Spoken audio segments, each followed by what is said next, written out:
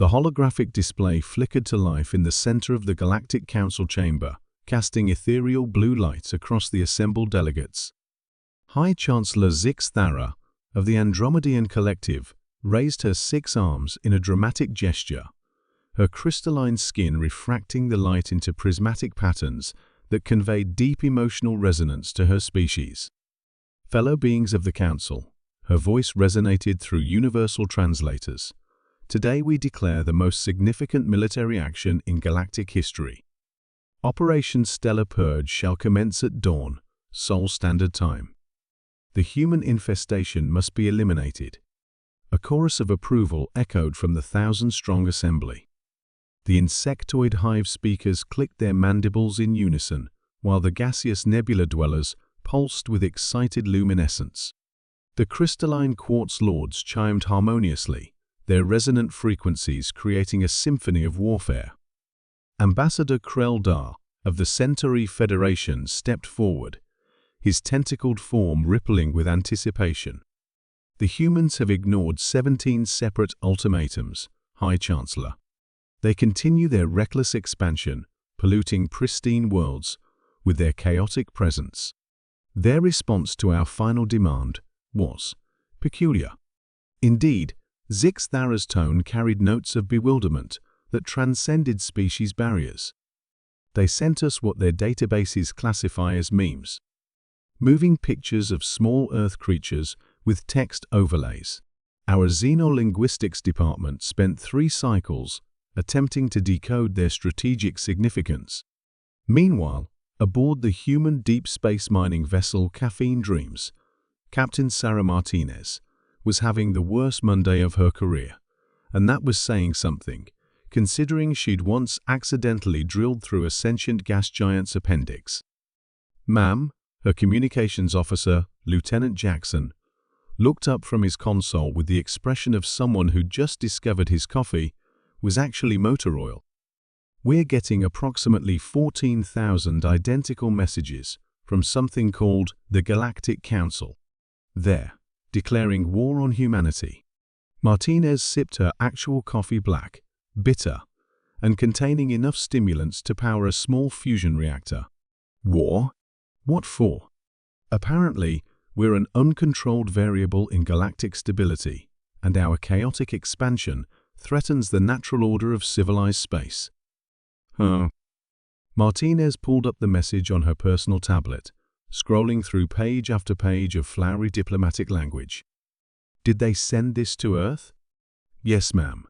Also to all human colonies, mining operations, research stations, and that guy Jenkins, who's been living alone on Kepler 442b for the past 6 years.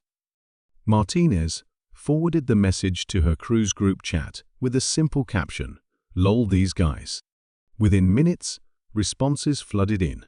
Chief Engineer Rodriguez, do they know we're using their sacred hyperspace lanes as shortcuts to the good pizza place on Vega Prime? Dr. Patel from Medical, I've been treating injured Centauri traders for months. They never mentioned being at war. Very polite, actually. Weapons Officer Kim, should I clean the plasma cannons? I mean, they're mostly used for asteroid mining, but they're technically weapons. Back on Earth, the message had reached the United Colonies High Command, where it was promptly filed under galactic politics, low priority, and scheduled for review the following Thursday. The clerk processing it, one Janet Hoffman, made a note that it might be relevant to the Department of Alien Affairs, but they were still recovering from last month's incident involving trade negotiations that had accidentally resulted in humanity becoming the galaxy's primary supplier of exotic Earth spices, mostly just oregano and garlic powder. The Galactic Council's first wave of attack ships, a magnificent armada of 12,000 vessels, representing the combined might of 47 species, arrived at the edge of the Sol system with all the pomp and ceremony their respective cultures could muster. Admiral Vextar, commanding the operation from his flagship Inevitable Conquest, had expected to find heavily fortified positions, defense satellites, and desperate last stands worthy of the military academy's greatest strategists. Instead, his sensors detected a single human cargo vessel, the slightly delayed, drifting peacefully near Jupiter's third moon with its engines shut down.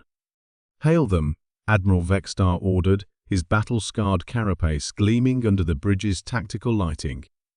The human face that appeared on screen belonged to Captain Mike O'Brien, a man whose primary qualifications for commanding a deep space freighter were an encyclopedic knowledge of 20th-century Earth sitcoms and an uncanny ability to fix anything with duct tape and creative profanity.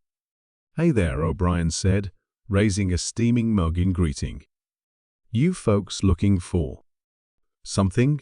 Human vessel, Vextar's translator, conveyed maximum intimidation protocols. "You are in violation of Galactic Council Decree 847,293. Surrender immediately or face annihilation." O'Brien squinted at his screen.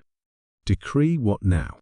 Is this about the thing where we accidentally made first contact by trying to order Chinese takeout from Alpha Centauri?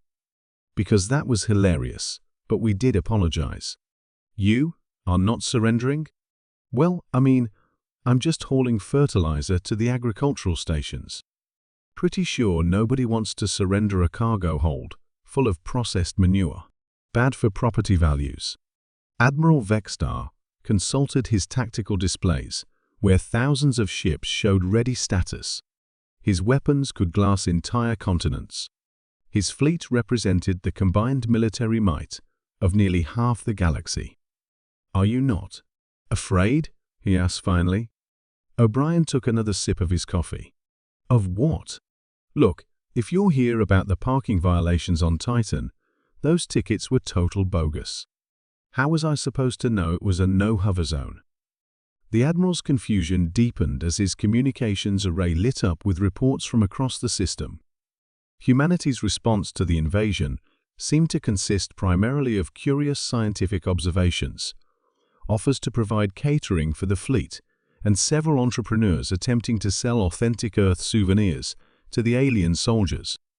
Meanwhile, back on Earth, the Department of Alien Affairs had finally gotten around to reading the declaration of war.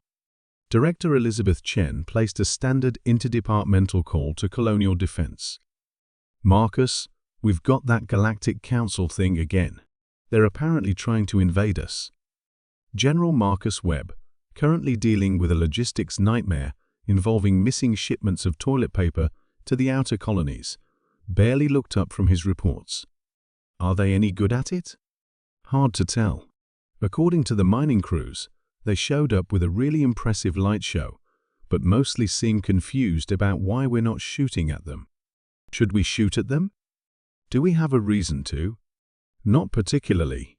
Johnson's been selling them coffee and donuts at the Jupiter station. Says they tip well.